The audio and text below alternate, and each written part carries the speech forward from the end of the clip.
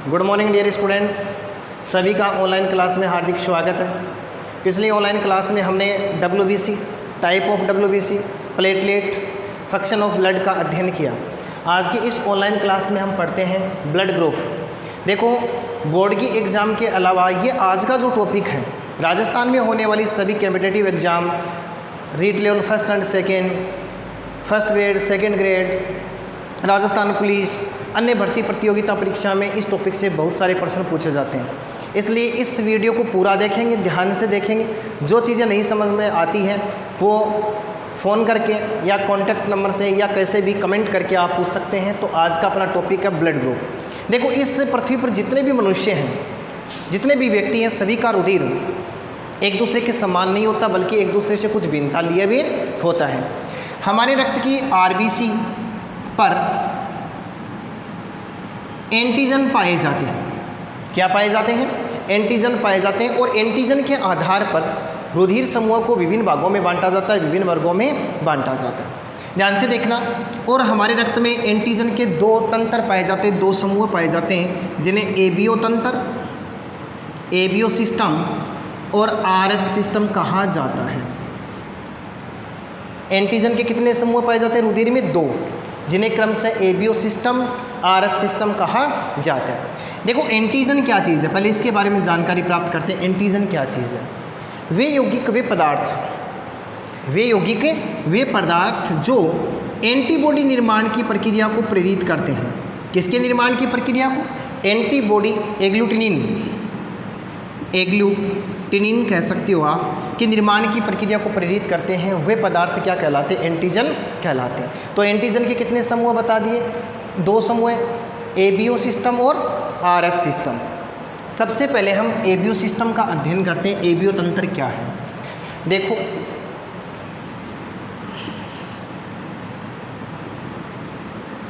ABO system सन 1900 में, कब की बात है?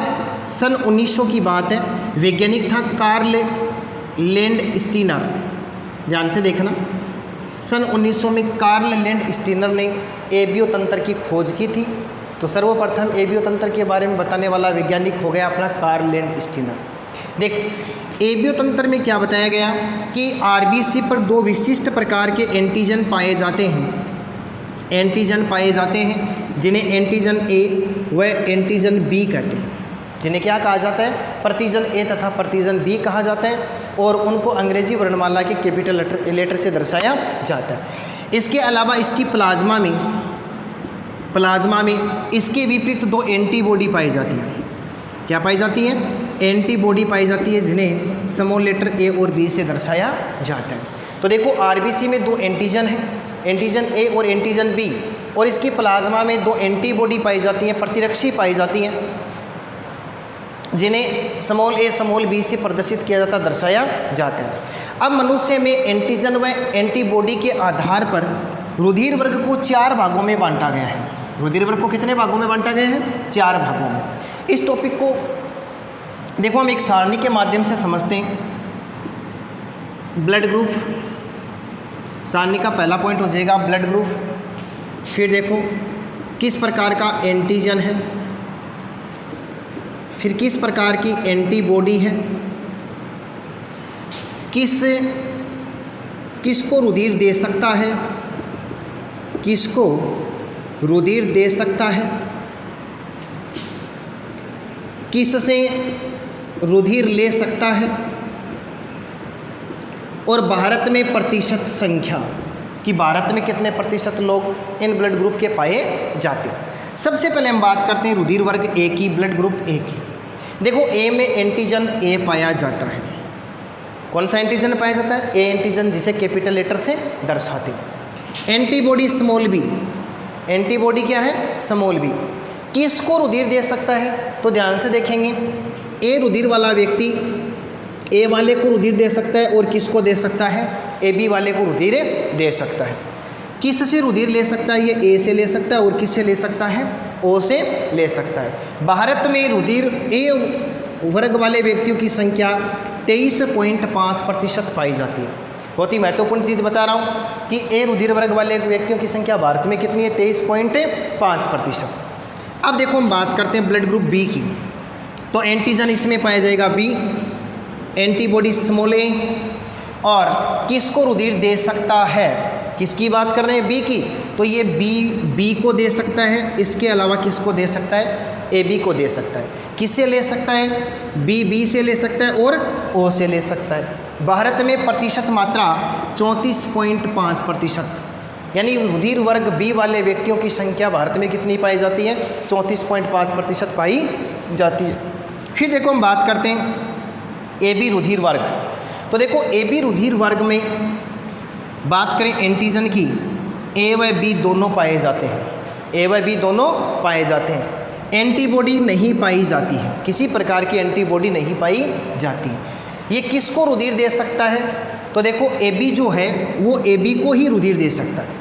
किसको दे सकता है, ए बी को रुधिर दे सकता है। किस से ले सकता है, ये ए से ले सकता है, बी से ले सकता है, ए बी से ले सकता है और ओ से ले सकता है। भारत में इसकी संख्या 7.5% होती है। भारत में कितनी, इसकी संख्या कितनी है, 7.5। अब हम चौथे रुधिर वर्ग की बात करते हैं, जो कौन सा अपना रुधिर वर्ग ओ। देखो ओ में एंटीजन, किसी प्रकार का एंटीजन नहीं पाया जाता है। एंटीबॉडी ए व बी दोनों पाई जाती हैं। फिर देखो किसको रुधिर दे सकता है, तो ये ए को दे सकता है, ये बी को दे सकता है, ए बी को दे सकता है और किसको दे सकता है, ओ को दे सकते हैं। रुधिर किससे ले सकता है, तो ये सिर्फ और सिर्फ ओ से ले सकता है। और इसकी संख्या भी भारत में 34.5% पाई जाती है। किसके समान, रुधिर वर्ग बी के समान। तो इस प्रकार से एंटीजन व एंटीबॉडी के आधार पर मनुष्य में रुधिर वर्ग को 4 भागों में बांटा गया। रुधिर वर्ग ए, रुधिर वर्ग बी, रुधिर वर्ग ए बी, रुधिर वर्ग ओ। अब काम की बात देखो, ये जो ए बी रुधिर वर्ग है इसे सर्वग्राही कहते हैं। इसे क्या कहा जाता है, सर्वग्राही। आप सारणी में दे सकते हैं, मैंने लिखा किससे ले सकता है, ए बी ओ। क्यों ले सकता है, क्योंकि इसमें किसी प्रकार की एंटीबॉडी नहीं पाई जाती है, इसलिए किस रुधिर वर्ग को सर्वग्राही कहा जाता है, तो हमारा उत्तर होगा ए बी रुधिर वर्ग को सर्वग्राही कहा जाता है, क्योंकि इसमें किसी प्रकार की एंटीबॉडी नहीं पाई जाती है। अतः सभी रुधिर वर्ग वाले व्यक्ति, ए बी रुधिर वर्ग वाले व्यक्ति को रुधिर डोनेट कर सकते हैं, रुधिर दे सकते हैं। अब मैं बात करूं रुधिर वर्ग ओ की, तो देखो सर्वदाता, सर्व यानी सभी को या सभी में, दाता का मतलब देने वाला, ये सभी को रुधिर दे सकता है। और आप सारणी में देख सकते हैं ए बी ओ किसको रुधिर दे सकता है। क्यों दे सकता है, क्योंकि इसमें किसी प्रकार का एंटीजन नहीं पाया जाता है, प्रतिजन नहीं पाया जाता है, अतः ये सभी को रुधिर दे सकता है। तो प्रश्न 2 बन गए। सर्वग्राही रुधिर वर्ग कौन सा है, तो ए बी। सर्वदाता रुधिर वर्ग कौन सा है, रुधिर वर्ग ओ को सर्वदाता कहा जाता है। अब इसको थोड़ा सा आगे बढ़ाते हैं टॉपिक को। देखो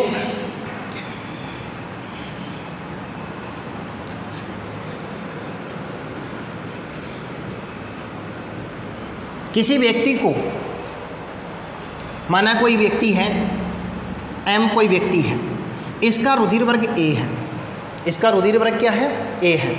इसको बी रुधिर वर्ग वाले व्यक्ति का रुधिर चढ़ाया जाता है या रुधिर दिया जाता है। तो देखो किसी व्यक्ति को उससे भिन्न रुधिर वर्ग वाले व्यक्ति का रुधिर दिए जाने पर क्या होता है, ध्यान से देखना, बहुत ही मोस्ट टॉपिक है। Antigen antibody, antigen antibody reaction के कारण, एंटीजन एंटीबॉडी रिएक्शन के कारण उस व्यक्ति की आरबीसी का गुच्छा बन जाता है। आरबीसी का क्या बन जाता है, गुच्छा बन जाता है। आरबीसी एक झुंड बना लेती है, गुच्छा बना लेती है, आरबीसी का क्लॉट हो जाता है, और जिससे उस व्यक्ति की क्या हो जाती है, मृत्यु हो जाती है।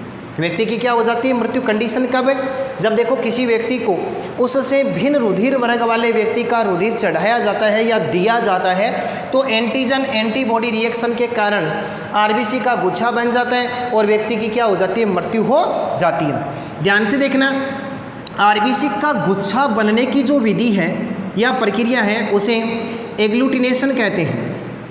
क्या कहा जाता है, एग्लूटिनेशन कहा जाता है, या आप कह सकते हो इसको आश्लेषण कहते हैं। क्या कहते हैं, आश्लेषण या समूहन। देखो समूहन, ग्रुप बनाना, ग्रुप बन जाता है, तो गुच्छा बनने की प्रक्रिया क्या कहलाती है, आश्लेषण या एग्लूटिनेशन या समूहन कहलाती है। कब, जब एंटीजन एंटीबॉडी की रिएक्शन हो जाए आरबीसी का क्या बन जाता है, गुच्छा बने जाता है। तो ये पूरी की पूरी प्रक्रिया है। अब देखो हम बात करते हैं रुधिर वर्ग की वंशागति। ध्यान से देखना टॉपिक को। रुधिर वर्ग की वंशागति कि रुधिर वर्ग की वंशागति किस प्रकार से होती है। Inheritance of blood groups. देखो एक वैज्ञानिक था बर्नस्टीन, वैज्ञानिक का नाम देखना, बर्नस्टीन ने 1924 और 1925 में एक बात बताई। बर्नस्टीन 1924 और 1925 में इन्होंने एक बात बताई, और वो बात क्या थी कि रुधिर वर्ग ABO, ध्यान से देखना, रुधिर वर्ग ABO मनुष्य का आनुवंशिक लक्षण है, मनुष्य का आनुवंशिक लक्षण है, यानी जेनेटिक मटेरियल को रिप्रेजेंट करता है। किस प्रकार से, और देखो इसमें प्रतिजन या आप कह सकते हो एंटीजन ए को बनाने वाले या निर्धारित करने वाले जीन का निरूपण अल्फा ए है। तो देखो इन्होंने क्या बताया कि ABO मनुष्य का आनुवंशिक लक्षण है जो एक विशेष जीन के द्वारा निर्धारित होते हैं। तो प्रतिजन A के निर्माण के लिए अल्फा A जीन निर्धारित है, और प्रतिजन B के लिए अल्फा B है, और प्रतिजन O के लिए अल्फा O है, जहाँ अल्फा A और अल्फा B दोनों अल्फा O पर प्रबल हैं। देखो मेंडल की वंशागति के 3 नियम पढ़े थे हमने, प्रभाविता का नियम, पृथक्करण का नियम और स्वतंत्र अभिवन का नियम। प्रभाविता के नियम में हमने एक बात सीखी कि वे लक्षण जो अपना प्रभाव दिखाते हैं प्रभावी लक्षण कहलाते हैं। किसमें, वे लक्षण जो F1PD में अपना प्रभाव दिखाते हैं प्रभावी लक्षण कहलाते हैं, और वे लक्षण जो F1PD में अपना प्रभाव नहीं दिखाते हैं अप्रभावी लक्षण कहलाते हैं। कहने का मतलब क्या हुआ कि जो A और B ये दोनों किस पर प्रभावी है, यानी अल्फा O पर प्रभावी है, अर्थात इसकी जो अभिव्यक्ति है उसको संदमित करेंगे, उसको रोकने का काम करेंगे और यहाँ पर अपना प्रभाव दिखाने का काम करेंगे। तो ये इसकी वंशागति हुई। किसकी, रुधिर वर्ग की वंशागति। किसके अनुसार, बर्नस्टीन के अनुसार। इन्होंने बताया ABO मनुष्य का आनुवंशिक लक्षण है, रुधिर वर्ग मनुष्य का आनुवंशिक लक्षण है जो एक विशेष जीन के द्वारा निर्धारित होते हैं। प्रतिजन A को बनाने या निर्धारित करने वाला जीन अल्फा A है। इसी प्रकार से प्रतिजन B के लिए अल्फा B है और O के लिए अल्फा O है, जहाँ alpha A alpha B alpha O पर क्या है, प्रबल है। अब देखो इसकी वंशागति किस प्रकार से होती है, इसको भी एक सारणी से समझते हैं। माता पिता का रुधिर वर्ग, माता पिता का रुधिर वर्ग संतानों में संभावित, यानी जो संभावना व्यक्त की जा सकती है, संभावित ब्लड ग्रुप रुधिर वर्ग। ध्यान से देखना मैं क्या लिख रहा हूँ, पिता क्रॉस माता और इधर लिख देते हैं हम संतानी। यू आर सपोज दैट, कल्पना कीजिए पिता का रुधिर वर्ग O है और माता का रुधिर वर्ग भी कैसा है, O। तो उसकी संतान का रुधिर वर्ग कैसा हो सकता है, तो उसकी संतान का रुधिर वर्ग कैसा हो जाएगा, O ही होगा। अब देखो पिता का रुधिर वर्ग O है और माता का रुधिर वर्ग क्या है, A है, तो उसकी संतान का रुधिर वर्ग क्या हो सकता है, तो देखो OA हो सकता है। मैं आपको मेंडल के नियम के अनुसार इसको बताऊं तो देखो इसके लिए जीन होगा O, रुधिर वर्ग के लिए IO या अल्फा O अल्फा O, और रुधिर वर्ग A के लिए IO भी ले सकते हो। क्यों ले सकते हो, मैंने अभी भी बताया कि IO पर IA प्रभावी है तो इसका प्रभाव नहीं दिखाई देगा। अब इसके देखो गैमेट बना लो IO IA और इसको ले लो तो चलेगा अपने पास में, ये हो जाएगा अपने पास में IO। देखो इसका क्रॉस इसके साथ और इसका क्रॉस इसके साथ, इसका क्रॉस इसके साथ, इसका क्रॉस इसके साथ। ध्यान से देखना IA IO फिर अंत में चले जाओ आई ओ, फिर इधर से ले लो आई ओ, और ये भी हो गया 50-50। तो देखो यहाँ पर ए है, इसका मतलब ये प्रबल है, तो किसको रिप्रेजेंट करेगा? रुधिर वर्ग ए को रिप्रेजेंट करेगा। ये दोनों ही ओ है, इसका मतलब है किसको रिप्रेजेंट करेगा? ओ को करेगा। तो इस प्रकार से आप चेकर बोर्ड बना करके बेटसन व पुनेट के चेकर बोर्ड से इसकी व्याख्या कर सकते हैं और आप पता लगा सकते हैं कि संतति में संभावित रुधिर वर्ग क्या होगा। फिर आगे देखो हम बात करते हैं, यदि पिता ओ है माता बी है तो रुधिर वर्ग ओ और क्या हो जाएगा? बी हो जाएगा। फिर और आगे बढ़ो, यदि पिता ओ है और माता का रुधिर वर्ग ए बी है, माता का रुधिर वर्ग क्या है? ए बी है, तो संतानें कैसी हो सकती हैं? तो वो जो संतानें होंगी उनका रुधिर वर्ग हो जाएगा ए व बी। जी कैसे हो जाएगा? देखो समझो बेटा, इसके लिए हम बात करेंगे किसके लिए? ओ के लिए। तो इसके गेमेट आई ओ के रूप में है, और ए बी के लिए एक कैपिटल लेटर में ए होगा और एक क्या होगा? बी होगा। गेमेट बनाए तो आई ओ आई ए आई बी, इसका क्रॉस इसके साथ, इसका क्रॉस इसके साथ, इसका क्रॉस इसके साथ और इसका क्रॉस इसके साथ। ध्यान से देखना बेटा, आई ओ आई ए, फिर इसके बाद में आई ओ आई बी, आई ओ आई ए, आई ओ आई बी। प्यारे बच्चों, यहाँ पर ए है तो प्रभावी, इसका मतलब रुधिर वर्ग ए होगा। यहाँ बी प्रभावी है, रुधिर वर्ग बी होगा। यहाँ पर ए प्रभावी है, रुधिर वर्ग ए होगा। बी प्रभावी है, बी होगा। तो किसको इंडिकेट कर रहा है? ये ए और बी को रिप्रेजेंट कर रहा है, बता रहा है, दर्शा रहा है। तो रुधिर वर्ग कैसा हो जाएगा? संतान में संभावित रुधिर वर्ग ए व बी हो जाएगा। अब देखो मैं बात करूँ दोनों का ही रुधिर वर्ग कैसा हो? ए हो। अब आप दिमाग लगाओ, यदि दोनों जनक हैं यानी माता और पिता दोनों का रुधिर वर्ग ए है तो उसकी संतान का क्या हो सकता है? ए ओ हो सकता है। यदि देखो क्या बात हो जाए, पिता ए है और माता कैसी है? बी है, तो संभावित रुधिर वर्ग क्या होगा? ए है तो ओ भी हो सकता है, ए भी हो सकता है। फिर यदि बात करें यानी बी हो सकता है और कैसा हो सकता है? ए भी हो सकता है। यदि पिता ए है माता बी है, माता ए है पिता बी है, दोनों ऐसे क्रॉस हो सकते हैं, तो उसकी संततियों का रुधिर वर्ग ओ ए बी चारों संभावित हो सकते हैं। अब देखो आगे बढ़ते हैं, यदि पिता ए है और माता ए बी है तो उस संतति का संभावित रुधिर वर्ग क्या होगा? तो देखो ढंग से, अब ए है तो इसके अंदर बात की जाए तो उसकी संतति का ए बी और कैसा हो सकता है? ए बी हो सकता है। इसी प्रकार से हम बात कर लें बी गुणा बी, तो बी और क्या हो जाएगा? ओ हो जाएगा। फिर हम बात करें बी गुणा ए बी, तो वही ऊपर वाला ए बी और कैसा हो जाएगा? ए बी हो जाएगा। यदि दोनों ही ए बी रुधिर वर्ग वाली जनक हैं तो संतति में ए बी और ए बी रुधिर वर्ग वाली संततियाँ पैदा होती हैं। 1 2 3 4 5 6 7 8 9 10 प्रकार के क्रॉस हम करवा सकते हैं और संततियों में संभावित रुधिर वर्ग क्या हो जाएगा? इस प्रकार से प्राप्त होगा। तो मैंने किसके नियम के अनुसार? बर्न स्टर्न के नियम के अनुसार मैंने आपको ये समझाने का प्रयास किया कि यदि जनक का रुधिर वर्ग ऐसा हो तो संतति का रुधिर वर्ग कैसा होगा। आप इस चेकर बोर्ड बना करके आप इस सारणी से इसको सीख सकते हैं।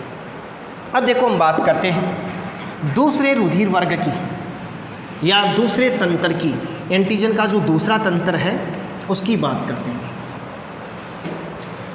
देखो 2 नंबर पर है अपना आरएच सिस्टम, आरएस तंत्र।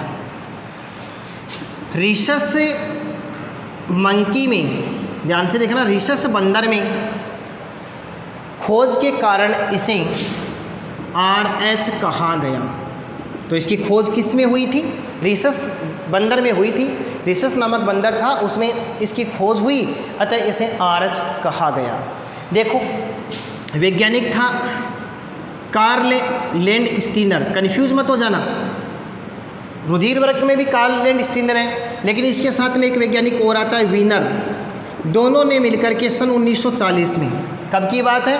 सन 1940 में रिसस बंदर में आरएच कारक की खोज की थी। इसे आरएच फैक्टर भी कहते हैं। इसे क्या कहा जाता है? आरएच फैक्टर भी कहा जाता है। देखो आरबीसी में मैंने आपको 2 एंटीजन बताए, एंटीजन ए और एंटीजन बी।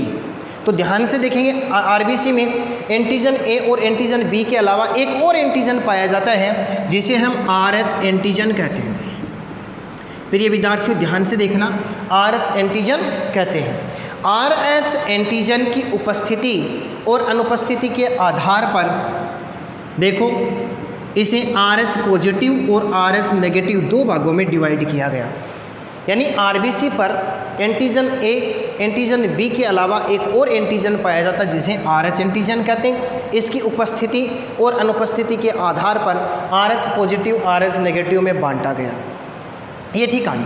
भारत में 93% लोग RH पॉजिटिव पाए जाते हैं, मात्र 7% लोग RH नेगेटिव पाए जाते हैं। अब देखो मैंने बताया था कि RBC पर एंटीजन A और एंटीजन B की बात की थी, तो मैंने ये भी बताया था कि प्लाज्मा में उसके विपरीत एंटीबॉडी A और एंटीबॉडी B पाई जाती है। लेकिन ध्यान रहे कि इसके विपरीत, किसके विपरीत, RH एंटीजन के विपरीत कोई प्रकार की एंटीबॉडी नहीं पाई जाती है। एंटीबॉडी अब्सेंट होती है, प्लाज्मा में एंटीबॉडी नहीं पाई जाती है। लेकिन क्या है, तो देखो यदि उसे बार बार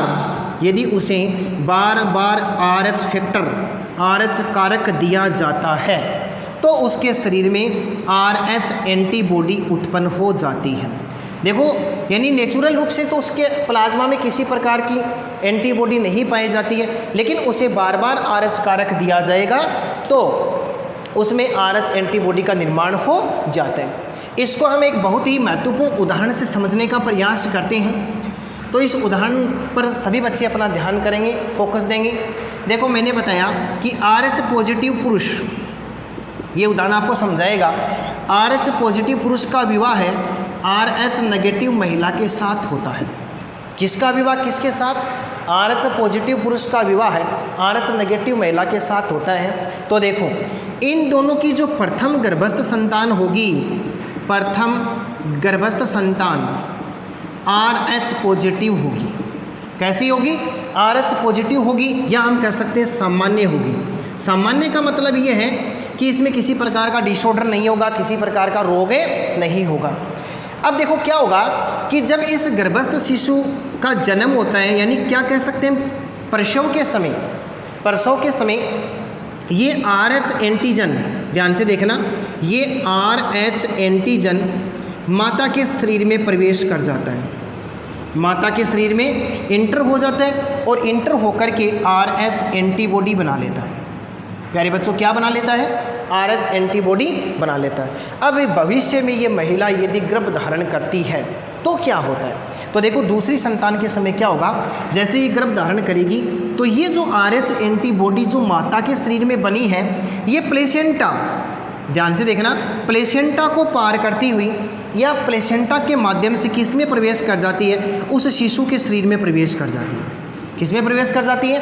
एंटर हो जाती है। किस में? शिशु के भीतर, शिशु के शरीर में एंटर हो जाती है और RBC का क्लोट कर देती है, यानी RBC का गुच्छा बना देती है। RBC का क्या बना देती है? गुच्छा बना देती है, या हम कह सकते हैं RBC का लयन कर देती है। RBC का लयन कर देती है। और इस प्रक्रिया को क्या बोला जाता है? तो सभी बच्चे ध्यान से देखेंगे, इस प्रक्रिया को क्या कहते हैं? आइसो इम्यूनाइजेशन, आइसो इम्यूनाइजेशन यानी सम प्रतिरक्षीकरण कहा जाता है। और उस बच्चे की गर्भ में ही क्या हो जाती है? मृत्यु हो जाती है, या जन्म के बाद में उस बच्चे की मृत्यु क्या मानी जाती है? निश्चित मानी जाती है। तो मैंने आपको RH पॉजिटिव RH नेगेटिव के बारे में एक एग्जाम्पल के माध्यम से समझाने का प्रयास किया। और मैंने क्या बताया, जब RH पॉजिटिव पुरुष का विवाह RH नेगेटिव महिला के साथ में होता है तो प्रथम गर्भस्थ संतान RH पॉजिटिव होगी, सामान्य होगी। लेकिन प्रसव के समय RH एंटीजन माता के शरीर में प्रवेश कर जाता है और RH एंटीबॉडी का निर्माण करता है। अब देखो भविष्य में ये माता क्या करेगी? गर्भ धारण करेगी तो ये RH एंटीबॉडी प्लेसेंटा को पार करती हुई उस शिशु के शरीर में प्रवेश कर जाती है और RBC का क्या बना देती है? गुच्छा बना देती है। और ये प्रक्रिया आइसो इम्यूनाइजेशन कहलाती है, सम प्रतिरक्षण कहलाती है, और बच्चे की क्या हो जाती है? मृत्यु हो जाती है।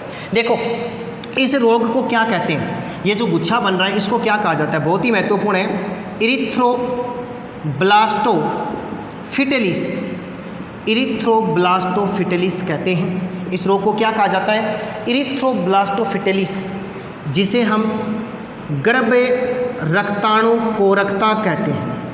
देखो गर्भ रक्ताणु कोरकता, गर्भ माता के गर्भ में रक्ताणु आरबीसी कोरकता का लयन हो जाना, गुच्छा बन जाना, गर्भ रक्ताणु कोरकता कहते हैं। और इस रोग से ग्रसित बच्चे को रीसस शिशु कहते हैं। क्या कहा जाता है? रीसस शिशु कहा जाता है जी। इसका कोई निदान है? तो देखो निदान पर थोड़ा ध्यान देना। कैसे कर सकते हैं निदान? तो इस रोग से ग्रसित इस बच्चे के रक्त को सामान्य रक्त से बदल सकते हैं। सामान्य रक्त से बदल करके इसको बचाया जा सकता है, या फिर प्रसव के पहले 72 घंटे के भीतर उस माता को एंटी-RH एंटीबॉडी का इंजेक्शन देकर, एंटी-RH एंटीबॉडी का इंजेक्शन दे करके शिशु को बचाया जा सकता है। तो ये पूरा का पूरा कौन सा तंत्र था? अपना आरएस तंत्र। तो इस क्लास में हमने देखो किस किस के बारे में बातें कर ली। ब्लड ग्रुप के बारे में, जिसके 2 तंत्र बताए, एबीओ तंत्र और आरएस तंत्र। अब इस टॉपिक को आगे बढ़ाते हैं और एक बहुत ही महत्वपूर्ण बात करते हैं, रुधिर का थक्का बनना। रुधिर का थक्का बनना। ब्लड क्लोटिंग क्या चीज़ है? एग्लूटिशन क्या चीज़ है? रुधिर का थक्का बनना। देखो मैंने आपको बताया था कि हमारे रक्त में विभिन्न प्रकार के कारक पाए जाते हैं, जो रक्त में निष्क्रिय रूप से घुले रहते हैं या मिले रहते हैं और रक्त के साथ में दौड़ते रहते हैं, बंद वाहिकाओं में वो चक्कर लगाते रहते हैं। देखो ये कारक 2 प्रकार के होते हैं। वे कारक जो रुधिर का थक्का बनाते हैं स्कंदक कारक कहलाते हैं। ध्यान से समझना टॉपिक को। वे कारक जो रुधिर का थक्का बनाते हैं स्कंदक कारक कहलाते हैं, और वे कारक जो रुधिर का थक्का घोलने का काम करते हैं वो प्रतिस्कंदक कारक कहलाते हैं। ये लगभग 13 प्रकार के कारक हमारे रुधिर में पाए जाते हैं। अब थक्का कैसे बनता है? देखो कोई भी शरीर का अंग क्षतिग्रस्त हो जाता है, क्षतिग्रस्त ऊतक, क्षतिग्रस्त ऊतक, तो फिर देखो क्या होता है, वाहिका से रुधिर बाहर आएगा और बाहर आते ही एक जेल समान संरचना में बदल जाता है। देखना, रुधिर वाहिकाओं से रुधिर बाहर आते ही एक जेल समान संरचना में बदल जाता है, जिसे हम क्या कहते हैं? थक्का कहते हैं। और थक्का बनने की प्रक्रिया को स्कंदन कहते हैं। थक्का बनने की प्रक्रिया को क्या कहते हैं? स्कंदन। स्कंदन के लिए कई प्रकार के कारक उत्तरदायी होते हैं, जिन्हें स्कंदक कारक और प्रतिस्कंदक कारक कहा जाता है, जो रुधिर में लगभग 13 प्रकार के पाए जाते हैं। रुधिर के थक्के बनने की प्रक्रिया 3 चरणों में संपन्न होती है। ध्यान से देखना बेटा, कितने चरणों में संपन्न होती है? 3 चरणों में। पहले चरण की बात करते हैं। कोई भी क्षतिग्रस्त ऊतक है तो रुधिर क्या करेगा? बाहर आएगा। वायु के संपर्क में आते ही एक महत्वपूर्ण रक्त कणिका पड़ी थी, प्लेटलेट। तो देखो जैसे ही वायु के संपर्क में रुधिर आएगा प्लेटलेट टूट जाती है, और प्लेटलेट के टूटने से क्षतिग्रस्त ऊतक से थ्रोम्बोप्लास्टिन सीक्रेट होता है। क्या स्रावित होता है? थ्रोम्बोप्लास्टिन। ये थ्रोम्बोप्लास्टिन क्या काम करता है? स्कंदक कारक 7 और स्कंदक कारक 10 को एक्टिव कर देता है, और ये कारक कैल्शियम के साथ में जुड़ करके प्रोथ्रोम्बिन सक्रिय का निर्माण कर लेते हैं। किसका निर्माण कर लेते हैं? प्रोथ्रोम्बिन सक्रिय का निर्माण कर लेते हैं। तो पहला चरण अपना हुआ प्रोथ्रोम्बिन सक्रिय का बनना या निर्मित होना। कैसे? क्षतिग्रस्त ऊतक से रुधिर बाहर आते ही वायु के द्वारा अपघटित होकर के वो प्लेटलेट उसकी जो होती है वो टूट जाती है, जिससे थ्रोम्बोप्लास्टिन का सिक्रीशन होता है। ये थ्रोम्बोप्लास्टिन स्कंदक कारक 7, स्कंदक कारक 10 को एक्टिव कर देता है, और ये कारक कैल्शियम के साथ में जुड़ करके प्रोथ्रोम्बिन सक्रिय का निर्माण कर देता है। अब ध्यान से देखना, नंबर 2 चरण, प्रोथ्रोम्बिन प्रोटीन पाई जाती है। रुधिर में कौन सी प्रोटीन पाई जाती है? Prothrombin protein. ये प्रोथ्रोम्बिन प्रोटीन इनएक्टिव स्टेज में होती है, निष्क्रिय प्रावस्था में पाई जाती है। इस प्रोथ्रोम्बिन प्रोटीन को, ये प्रोथ्रोम्बिन सक्रियक जो है कैल्शियम की उपस्थिति में, देखो कैल्शियम यहाँ भी कनेक्ट हो रहा है, यहाँ भी कनेक्ट हो रहा है। प्रोथ्रोम्बिन सक्रियक क्या काम करते हैं? प्रोथ्रोम्बिन प्रोटीन जो निष्क्रिय है उसको कैल्शियम की उपस्थिति में थ्रोम्बिन प्रोटीन में बदल देता है। किस में बदल देता है? थ्रोम्बिन में। और ये कैसी प्रोटीन है? एक एक्टिव प्रोटीन है। तो दूसरा चरण क्या हुआ? ये अपना दूसरा चरण है, प्रोथ्रोम्बिन का थ्रोम्बिन प्रोटीन में बदलना। किसकी उपस्थिति में? प्रोथ्रोम्बिन सक्रियक और कैल्शियम आयन की उपस्थिति में। अब देखो हम आगे बात करते हैं। हमारे रुधिर में एक और प्रोटीन पाई जाती है, जिसे फाइब्रिनोजन प्रोटीन कहते हैं। क्या कहते हैं? Fibrinogen protein. बेटा ध्यान से देखना, ये फाइब्रिनोजन प्रोटीन एक घुलनशील प्रोटीन है। कैसी प्रोटीन है? घुलनशील प्रोटीन। इस घुलनशील प्रोटीन को ये थ्रोम्बिन एक्टिव एक अघुलनशील थ्रोम्बिन प्रोटीन, देखो क्या फाइब्रिन में बदल देगा। किस में बदल देगा? फाइब्रिन में। ध्यान देखना। और ये कैसी प्रोटीन है? एक अघुलनशील प्रोटीन है। तो थ्रोम्बिन क्या काम कर रहा है? फाइब्रिनोजन प्रोटीन को, जो कैसी प्रोटीन है घुलनशील, उसको अघुलनशील फाइब्रिन में बदल देता है। और ये फाइब्रिन जो है वो क्या चीज़ है?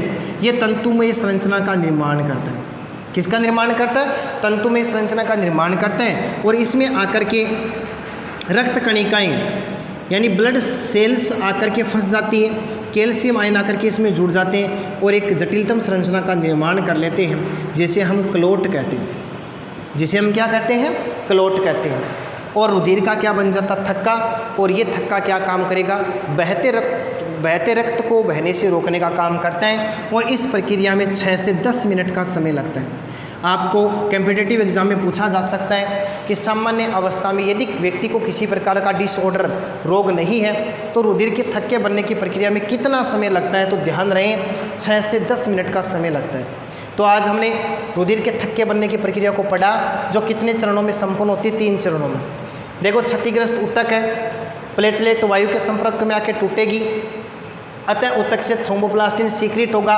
ये थ्रोम्बोप्लास्टिन स्कंदक कारक 7 और स्कंदक कारक 10 को एक्टिव कर देता है, जिससे ये कारक कैल्शियम की उपस्थिति में प्रोथ्रोम्बिन सक्रियक का निर्माण करते हैं। प्रोथ्रोम्बिन सक्रियक बनना प्रथम चरण है। इसके बाद में रुधिर में उपस्थित निष्क्रिय प्रोटीन प्रोथ्रोम्बिन होती है, जिसे प्रोथ्रोम्बिन सक्रियक कैल्शियम की उपस्थिति में एक्टिव प्रोटीन थ्रोम्बिन में बदल देता है। और ये कैसा चरण हो गया? दूसरा चरण हो गया। फिर ये थ्रोम्बिन प्रोटीन क्या काम करती है? रुधिर में उपस्थित अन्य घुलनशील फाइब्रिनोजन प्रोटीन को किस में बदल देता है? अघुलनशील प्रोटीन फाइब्रिन में बदल देता है। और ये कौन सा चरण हो गया अपना? तीसरा चरण, या थक्का बनने तक जाएगा। ये फाइब्रिन क्या है? फाइब्रिन एक तंतुमय संरचना का निर्माण करता है, एक जाल बनाता है जिसमें रुधिर कोशिकाएं, कैल्शियम आयन, अन्य यौगिक फंस जाते हैं, जिसे क्लोट कहते हैं, जिसे थक्का कहते हैं। और थक्का बनने की प्रक्रिया में 6 से 10 मिनट का समय लगता है। तो आज की इस ऑनलाइन क्लास में हमने ब्लड ग्रुप और रुधिर का थक्का बनना पड़ा। कल हम पढ़ेंगे स्ट्रक्चर ऑफ हार्ट, हृदय की संरचना। धन्यवाद।